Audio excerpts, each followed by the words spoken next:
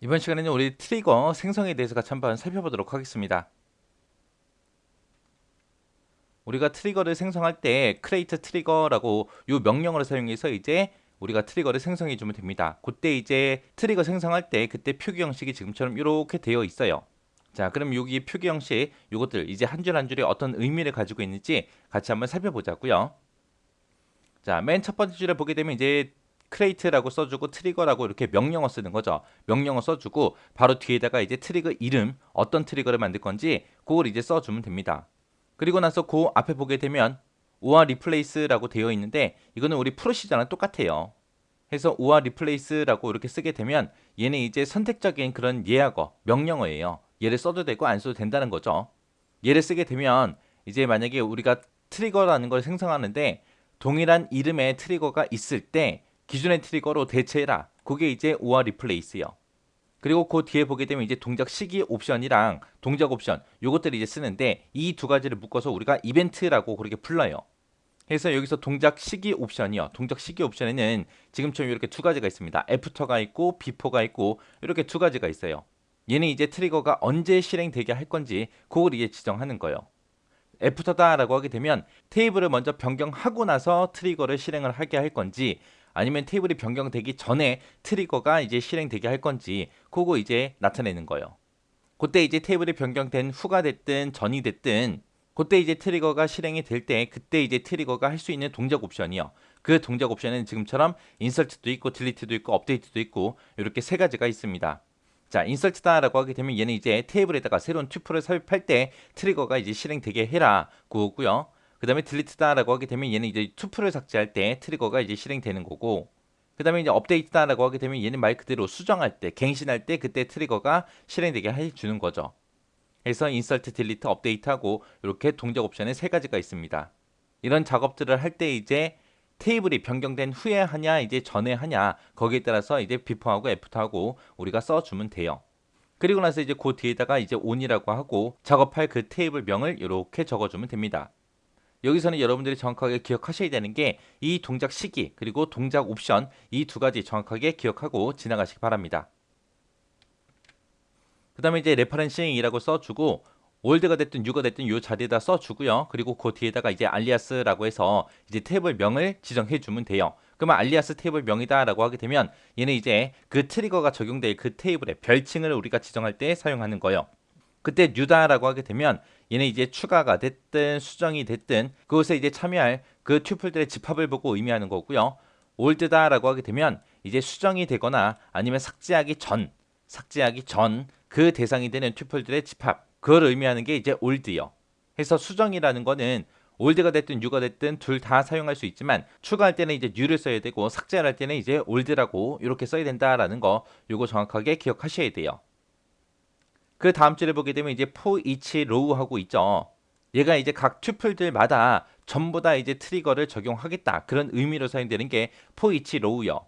그 다음에 이제 그 밑에 보게 되면 when 하고 이제 조건식을 쓰는데 얘는 지금 대괄호로 이렇게 묶여 있죠. 얘는 이제 선택적 요소요. 그래서 얘는 써도 되고 안 써도 되는 거. 그래서 when 하고 조건식을 쓰게 되면 얘는 이제 트리거가 적용할 그 튜플의 조건을 지정할 때 그때 이제 사용하는 게 when 조건식이요. 그리고 이제 트리거가 시작합니다. 트리거가 끝납니다. 라고 그렇게 작성해 주면 되는 거고 중간에다가 이제 어떤 트리거를 우리가 실행이 되게 할 건지 그 트리거 본문 코드를 입력하는 부분이요. 그래서 이 본문 트리거에도 하나 이상의 한 줄 이상의 SQL문이 꼭 있어야 됩니다. 만약에 SQL문이 없다? 그럼 오류가 발생해요. 자, 그럼 이제 예제 문제를 통해서 좀 더 자세히 한번 살펴보자고요. 예제 문제를 보니까 학생 테이블이 있대요. 이 학생 테이블에다가 새로운 튜플을 삽입한대요. 그러니까 새로운 학생을 이제 집어넣는데 그때 이제 학년 정보가 누락됐다면 학년을 깜빡하고 입력을 안 하고 그냥 나머지 데이터들만 쭉쭉 입력했나 봐요. 그랬을 때 그 학년 속성에다가 신입생이다 요 글자가 이제 저장되게 하는 그런 트리거를 이제 만들라고 나왔습니다. 그때 트리거 이름은 요 이름으로 그렇게 쓰라고 나왔어요. 자, 그럼 이제 트리거를 이제 우리가 만들 거니까 create 트리거라고 이렇게 써주면 되겠죠. 요 사이에 이제 우리가 쓸 수 있는 거 뭐 있었어요? 옵션. 오와 리플레이스라는 거 있죠. 여기서는 이제 오와 리플레이스가 사용이 안 된 거죠. 자, 그리고 이제 바로 뒤에 이제 트리거 이름 나왔습니다. 학년 정보 TRI라고 해서 요 이름으로 트리거를 만들어라. 그때 이제 동작 시기 옵션이요. 그때 이제 동작 시기는 언제다? before, 전이다. 뭐 하기 전이다? 인설트 하기 전이다. 그러니까 삽입되기 전에 사용자가 입력한 데이터를 먼저 검사하라는 얘기죠. 그때 이제 어떤 테이블을 대상으로 해라? 온 학생이라고 해서 학생 테이블에서 이제 작업을 하겠다. 그거죠. 그때 이제 레퍼런싱이라고 되어 있고 new라고 나왔습니다. new라고 나왔고 그때 알리아스 new 테이블 하고 요 new 테이블이라는 별칭을 이제 사용하겠다. 그거죠. 그때 3번에 보니까 이제 for each row 하고 이렇게 나왔죠. 얘의 뜻이 이제 모든 투표를 다 대상으로 트리거를 이제 적용하겠다. 그 의미죠. 4번에 보니까 이제 when 하고 나왔어요. 트리거가 언제 적용이 된다? new 테이블에서 학년 속성이 이즈널 널 값일 때 그때 트리거를 적용하겠다라는 그런 의미죠. 만약에 학년 정보를 만약에 입력을 안 했어요. 누락이 됐어요. 누락이 되면 이제 트리거가 이제 실행이 될 겁니다. 그때 이제 여기가 트리거의 시작입니다. 여기가 이제 트리거 끝입니다. 라고 그렇게 되어 있고 그 안에 보니까 지금처럼 이렇게 한 줄이 입력이 되어 있습니다. 여기 보니까 이제 new 테이블이라고 하게 되면 우리가 별칭을 붙여준 그 테이블 얘기하는 거고 거기서 이제 학년이라는 그 속성에다가 뭘 저장시켜라? 신입생이라는 이 글자를 적용시켜라. 그거요. 해서 여기 보게 되면 이제 콜론하고 는이 같이 사용이 되는데 요 콜론하고 는의 뜻이 신입생이라는 글자를 이 학년 속성에다가 저장해라 그런 뜻이에요. 여기서는 그냥 는으로 쓰는 게 아니라 지금처럼 콜론 는이 얘가 이제 저장해라 그겁니다. 오른쪽에 있는 거를 왼쪽 속성에다가 저장해라 그거예요. 그리고 뉴 테이블 앞에 보니까 여기 콜론이 또 사용이 됐죠. 요거는 이제 2번에서 우리가 뉴가 됐든 올드가 됐든 이 자리에 쓸 수 있잖아요. 올드나 뉴로 이제 지정된 그런 테이블 이름 앞에다가 우리가 반드시 이렇게 콜론을 붙여줘야 됩니다. 만약에 새로운 튜플이 삽입이 됐는데 학년 정보가 그냥 써져 있어요. 써져 있을 때는 이 트리거가 실행이 된다 안 된다? 안 되더라. 이거는 언제만 실행이 된다?